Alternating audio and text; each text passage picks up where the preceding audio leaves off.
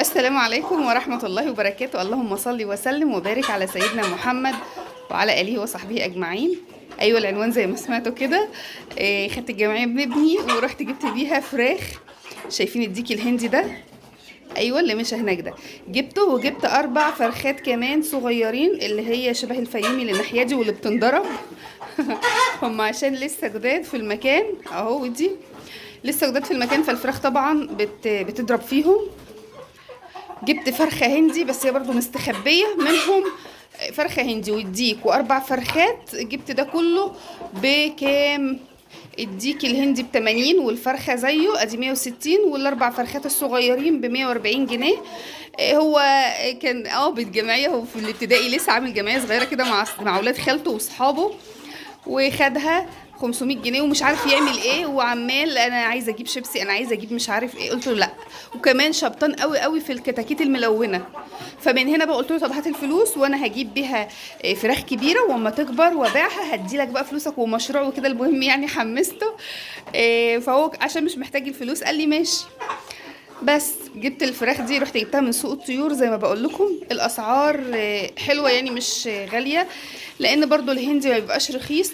وانا جايبه الهندي مخصوص اصلا عشان الرقاد، يعني انا مش جايبه الهندي عمال يتخانق معاهم وهم يتخانقوا معاه.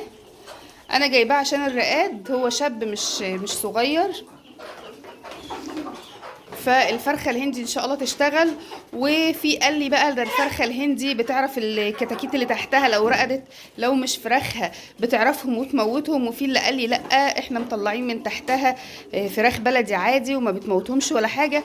اهي تجربه، واللي عنده فيكم فكره يقول لي. يعني مثلا فعلا هي بتموتهم. انا اول مره بصراحه ربي الهندي، كان عند عمتي على طول كانت بتربيه، بس برضه هما ما بيحبوش لحمه ولا بيستفادوا منه، فبقت بطلت تربيه.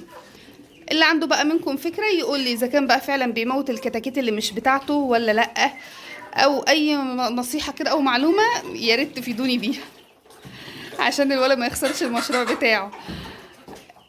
طبعا انا عايزه احط لهم شويه نشا في الميه، لان انا حاسه انهم عندهم اسهال. بلاقي الارض مرطبه كده مش ناشفه. انا لسه منضفاها امبارح، شايفه كده ان الارض مرطبه. فانا طبعا مش شايفه الفضلات بتاعتهم، لكن حاسه انهم عندهم اسهال من مكان الفضلات. زي ما انتم شايفين كده تحسوا الارض فيها ميه. فانا هحط لهم معلقه نشا كبيره في الميه عشان الاسهال ده يروح. وكمان على فكره الشيح حلو قوي للاسهال برضو.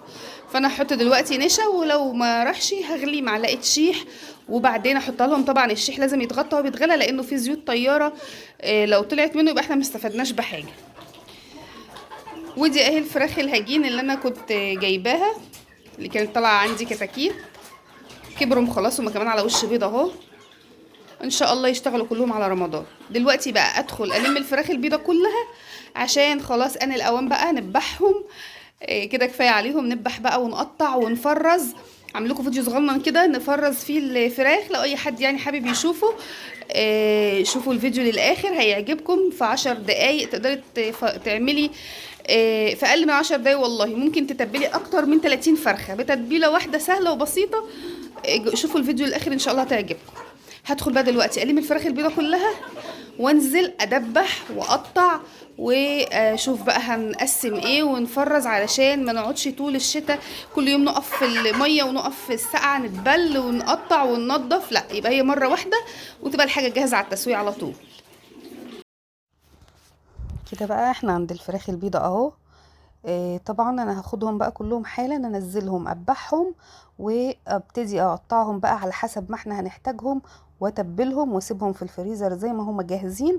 وقت الاكل ان شاء الله نطلع ونسوي على طول، عشان زي ما قلنا لا نقف في المطبخ بقى ولا نبهدل نفسنا. طبعا الجو ابتدى يبرد، يبقى احنا نتعب يوم وان شاء الله نرتاح فترة طويلة، يعني تقريبا شهر على ما الدورة الجديدة بامر الله تطلع. والاوزان كويسة جدا، هقدر اطلع منها بانيه زي ما انتم شايفين كده. صدر الفرخة ما شاء الله يطلع كمية بانيه حلوة قوي. فانا هقطع بانيه بقى ونقطع شيش ونقطع كل الحاجات اللي بنحبها ونفرز ونعين في الفريزر على طول. دبحت الفراخ اللي كانت باقيه من الدوره اللي فاتت، ما شاء الله الاوزان كانت داخله على 4 كيلو. عملت كميه البانيه دي كلها. واللي قدامكم ده صدر، يعني نص فرخه. مش سايبه بس اللي هي فرخه واحده اللي سليم، ومقطعه بقى الصدور كلها عشان اتبلها واعينها جاهزه على التسويه. وهنعمل خلطة تنفع للشوي، للتحمير، للسلق، الكوردن بلو، لنجرسكو، لتكة، اي حاجة هتعمليها الخلطة دي بتنفع. وفي اقل من 3 دقايق هتكوني متبلة ولا 20 فرخ، طماطم على فلفل على بصل على ملح طبعا وفلفل وبابريكا، بصل بودر، توم بودر، كل البهارات اللي بتحبيها حطيها مع الخلطة دي، افرميها في الخلاط ونصفي، ناخد الخشن نتبل بيه، والمية اللي بتتبقى برضو بنحطها مع الفراخ زي ما انتم شايفين كده، سايباها في طبق لوحدها، وفي كل كيس هزود شوية مية من دي. كمية بانيه ما شاء الله طالعة كبيرة جدا من الفراخ. بنحط طبعا طبقة البانيه مع طبقة التتبيلة. احنا طبعا هنتبل الكميه كلها، هاخد منها على قد الغدا، لاني طبعا كنت هعمل النهارده كوردن بلو فطلعت على قد الغدا، والباقي حطيته في اكياس وسبته في الفريزر. طبعا بتقدري تحطي في الكوردن بلو زي ما انت عايزه، جبنه شيدر، عايزه تحطي بسطرمه، عايزه تحطي جبنه رومي، زي ما انت عايزه، بس احنا بنفضلش غير الجبنه الرومي لانهم بيتقرفوا من ريحه البسطرمه مش بيحبوها.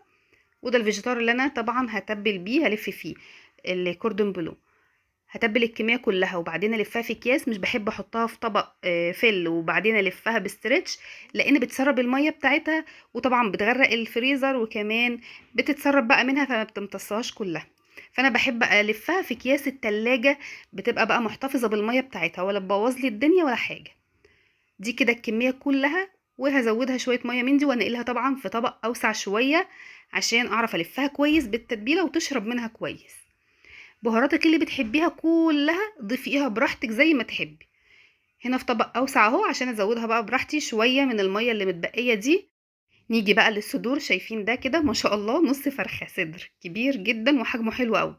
فاحنا عشان بنحب الصدور بس ما بنحبش اللوراك، بقسم الصدور لوحدها، واللوراك باخدها بقى اقطع منها للشيش طاووق او للكوردن بلو او لو هنعمل نجرسكو، فما بستخدمهاش كده سليمه زي ما هي اللوراك لان مش بيفضلوها يعني.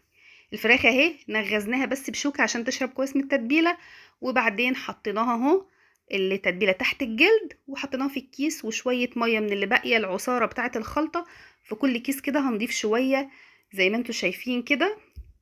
في كل كيس هنزود شويه عشان تشرب منها كويس وتتلف في الخلطه دي كويس. تنفع للسلق وللتحمير ولاي حاجه انت هتعمليها. الكميه دي كلها هنعملها بقى بنفس الطريقه. وادي كمان القوانص والكبد هنحطها برده في كيس لوحدها. زي ما انتم شايفين خلصنا الكميه كلها اهو، بانيه والصدور وكل حاجه عملناها بنفس التتبيله وعلى طول على الفريزر. والكوردن بلو اللي هنتغدى بيه خلاص تبلته ولفيته في البقسماط وحطيته طبعا حشيته جبنه رومي، وبقى جاهز على القلي والتحمير. بس خلصنا الكميه كلها، على خير اشوفكم.